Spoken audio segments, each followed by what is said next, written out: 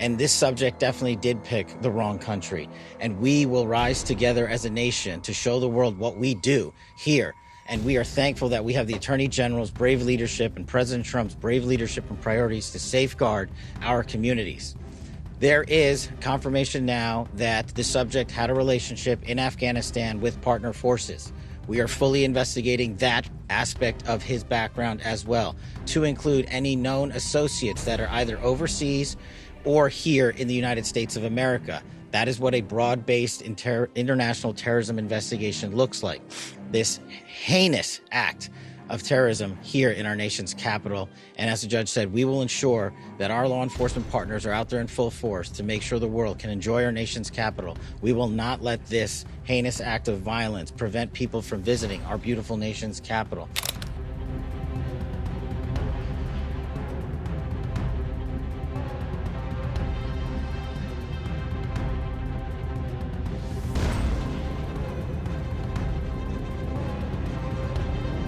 I'll begin my remarks and end my remarks the same way, with prayer for our fallen soldiers, prayer for our law enforcement community, prayer for our National Guardsmen and women, prayer for our brave prosecutors at the Department of Justice and the offices of the DC United States Attorney.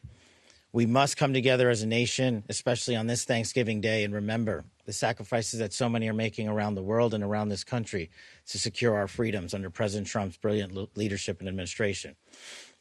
I'll provide an update on the case as follows. It is an ongoing investigation of terrorism. Make no mistake about it. The FBI is leading out on these federal assault on a federal law enforcement officer investigation on many fronts. We immediately, with our law enforcement partners in the Metropolitan Police Department and the interagency, secured the scene, seized the weapon, sent in our evidence response team immediately to collect evidence and started doing block-by-block canvasses. We are looking for and interviewing witnesses.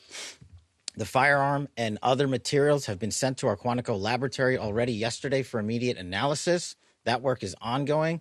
Partnering with the DC United States Attorney's Office, we have also executed multiple search warrants around the country, to include the subject's last known residence, which is in the state of Washington.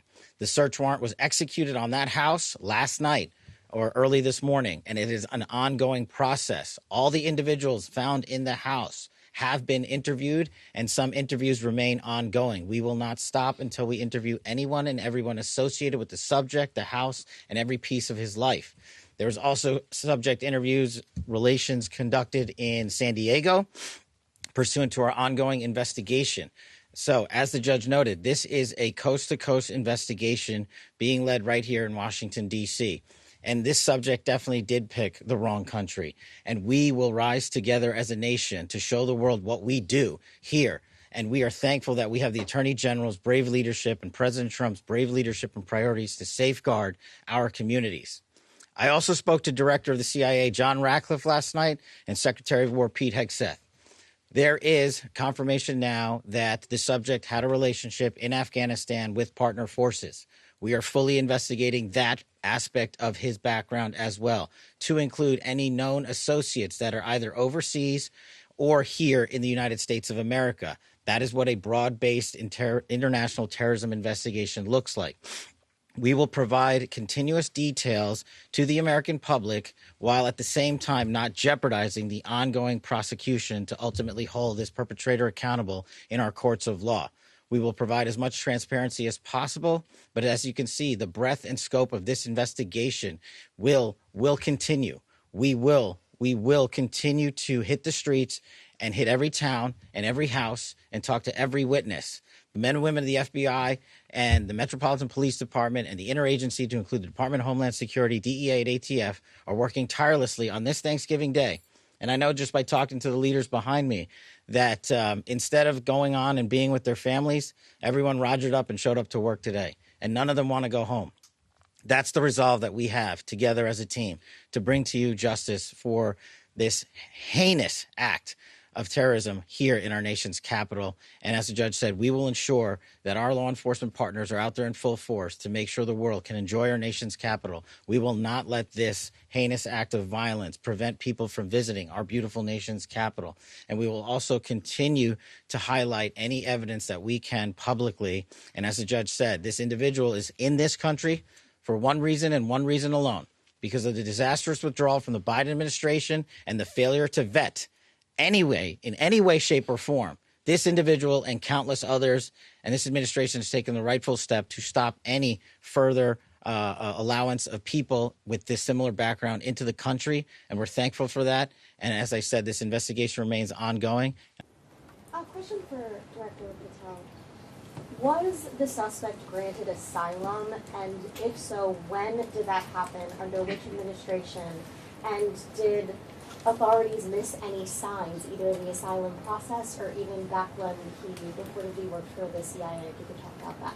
Well, you miss all the signs when you do absolutely zero vetting. And that's exactly what happened in this case. When you, in the prior administration, made the decision to allow thousands of people into this country without doing a single piece of background checking or vetting, that's how you miss every single sign. And Secretary Kristi Noem has put out details specifically related to your other questions, so I'll let that speak for themselves. If or when he was granted asylum, if you could just clarify that timeline. And yes, I believe Kristi Noem put that out, and that's a DHS matter, and I'll refer it to them. Could you elaborate on the investigative steps that were taken in Sure. San Diego? You mentioned Bellingham, Washington, Sure. where you live, but could you explain the San Diego connection? So what happened was, thanks to the quick investigation by the interagency and the FBI, we were able to track down his last known residence. Working with the United States Attorney's offices here and at the Department of Justice and prosecutors across the country, we were able to serve search warrants literally overnight and through the night. All night. And we were able to hit the house in Washington State. During that process, we seized numerous electronic devices to include cell phones, laptops, iPads, and other material that is being analyzed as we speak. Pursuant to that investigation and any known associates of the subject and of that house is how we ended up in San Diego, where interviews were conducted and are going to be continued to be conducted. And we will go anywhere in the country or the world where the evidence leads us. Are there accomplices, relationships in San Diego you can talk about? All of that is an ongoing investigation.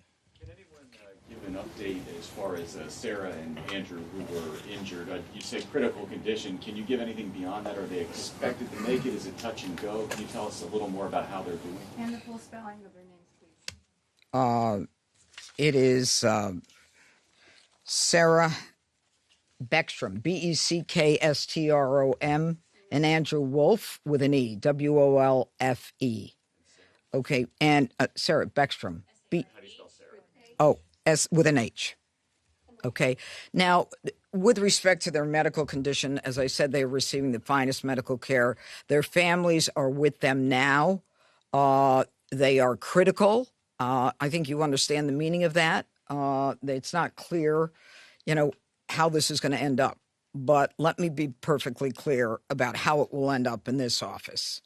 If one of them is to pass, and God forbid that happens, this is a murder one, period, end of the story. We are praying on a day like today when families come together in America and they hold hands around the Thanksgiving table. I beg you, I beseech you to pray for these two young people, that they survive.